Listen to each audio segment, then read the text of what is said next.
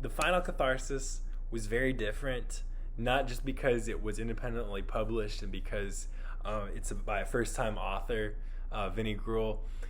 It's different because it really took this very typical cynical male protagonist who is just doesn't do too well with understanding his feelings. It takes that very typical thing and introduces it to us in a very different way.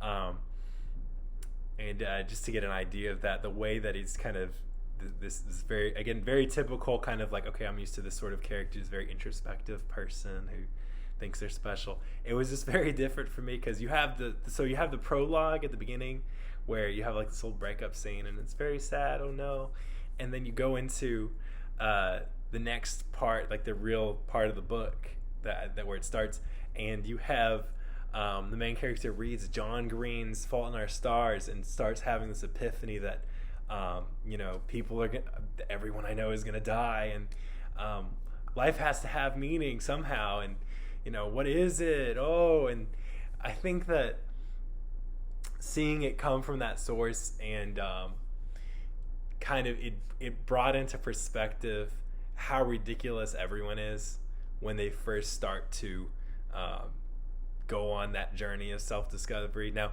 this journey of self-discovery and the final Catharsis ends with cult shenanigans and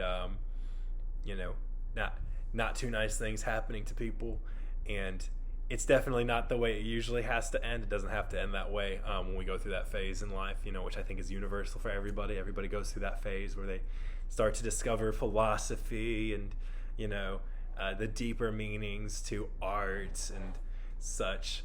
But man, it was really it was really eye-opening, I think. And I think that Vinnie, who wrote the book, I think that he has I think that he was really good at stowing away this nugget about the nature of what it is to discover who we really are, by writing this very ridiculous, not ridiculous storyline. I mean, it was a fun storyline, but I think that just the shenanigans that the main character gets into, they start towards the end of the novel. It's like, okay, wow, like where is this coming from?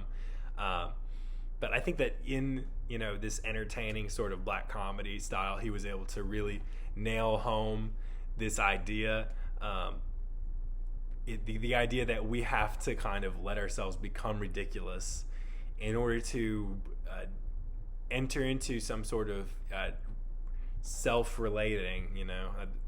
That sounds kind of too philosophical, probably. We start to recognize ourselves. We start to become more aware of who we are through embarrassment, through venturing out and becoming more and more exposed to ourselves and therefore exposed to others. We become embarrassed through that process. We almost have to go through embarrassment after embarrassment in order to discover what really makes us us. And seeing that happen in a very ridiculous light, or not ridiculous again, but this sort of like stretched out comedy, made it feel more real. Made me kind of it brought back memories, of how that happens. Because again, it happens to everybody. Everybody finds himself in a spot where they think like they're the only person in the world who's really onto something. And I think that made this book very special. I think it made it very unique, because going into it, I wasn't really sure quite what I was gonna find in there, because again, it's a first time author. But Vinnie the author, he really did an excellent job at. I just want to shout out to him. Like, that was very well done. It was very. It took me by surprise in a couple of ways, and it was enjoyable. And the main point, of course, it was enjoyable to read. It was a really funny read. Seeing all the seeing the inner life unfold.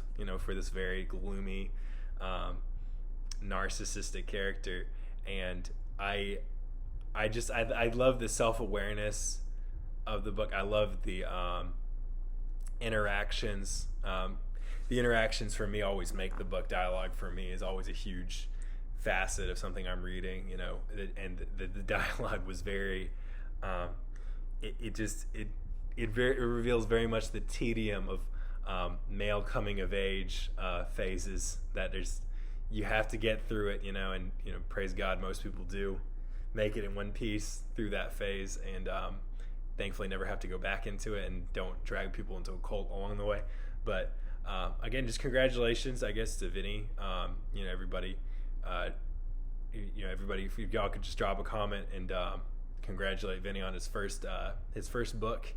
And if y'all could, I'm going to put the link in the description. If that sounds like something that you would want to read too, and kind of reminisce on that phase, and just enjoy a really, really interesting comedy.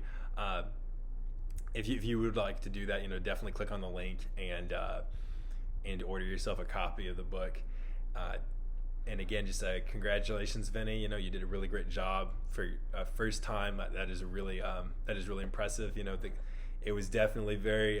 It exceeded my expectations as far as content, and it definitely exceeded my expectations as far as weaving into that plot, into that character driven plot. The amount of, I think, self-aware,